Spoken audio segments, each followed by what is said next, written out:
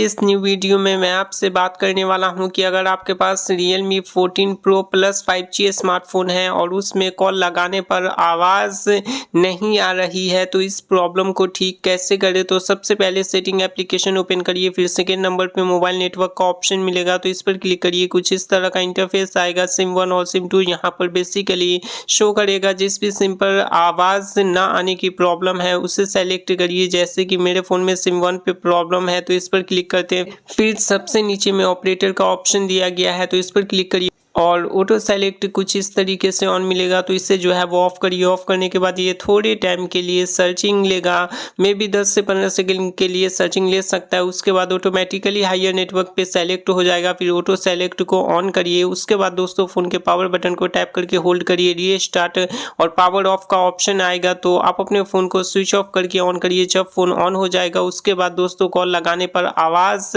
आने लगेगी।